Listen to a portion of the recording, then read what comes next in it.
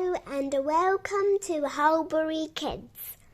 My name is Annabel Joby and today I am going to tell the story of Francis Ferret Stays at Home. Francis Ferret was having an argument with his friend Reggie Squirrel. They were sitting down for tea in Francis Ferret's house. "I'm cleverer than you," said Reggie Squirrel. "Of course I am." "No, you are not," said Francis Ferret. "I bet I am," said Reggie. "Prove it then," said Francis. He said it mainly to stop the argument. It really didn't matter at all, but Reggie did go on so. "All right," said Reggie. "I bet I can make you step outside your house. If you step outside your house tomorrow, that will prove I'm cleverer than you." Francis Ferret smiled. All he had to do was stay at home tomorrow. It was too easy.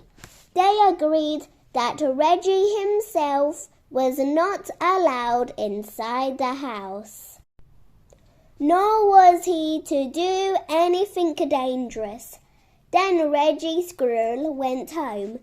The next day Francis Ferret was having his breakfast when there was a knock at the door. Francis opened the door.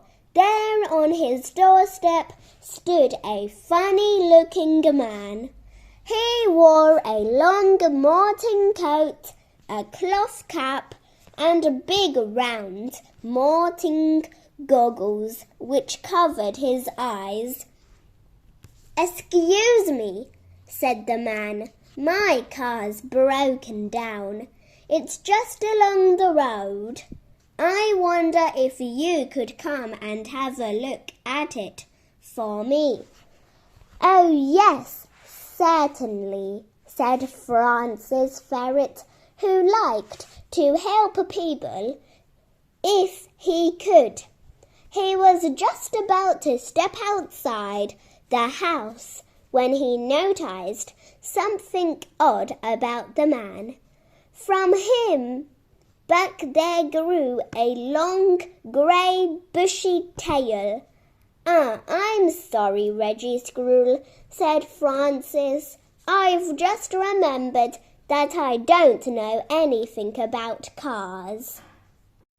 With that, Francis shut his door. Then he laughed and laughed at Reggie Squirrel in his motoring coat. Francis was still laughing when he heard a strange noise in the chimney, a sort of fluttering noise. Then a voice said, "Cuckoo! Cuckoo! Can you help me, please?" Francis looked into his fireplace. "Who is it?" he asked. "Cuckoo! I'm a pigeon and I'm stuck in your chimney. Cuckoo, please help." "Wait a moment," said Francis. "I'll pull you out." Francis was about to run outside to climb onto the roof when he noticed a ladder leaning against the wall just outside his window. Someone had already climbed onto the roof. "I'll fix that, Reggie Squirrel," said Francis. He leaned out of the window and pushed the ladder away from the wall. It fell to the ground with a great clatter. Francis went back to his fireplace. "Cuckoo! Cuckoo, Reggie Squirrel," called Francis Ferret. "Now you're stuck on my roof." "Cuckoo! Hey, put that ladder back," cried Reggie Squirrel down the chimney. "That's not fair. Ooh, ow!"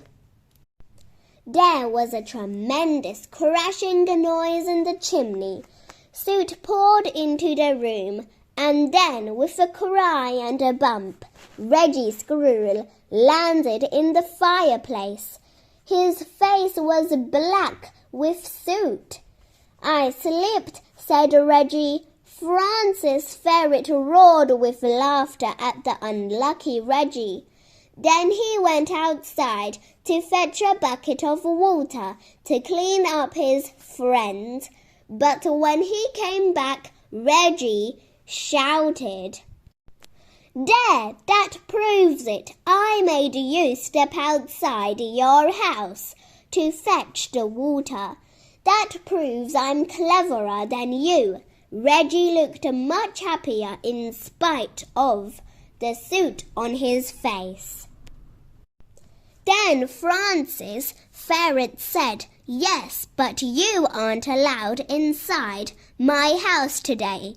That was one of the rules. Reggie had not thought of that. He looked disappointed and began to shake soot all over the room.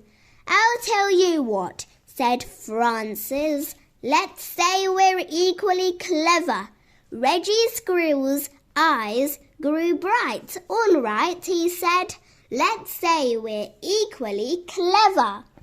Thank you for listening. I hope you enjoyed it. Please like and subscribe. Bye!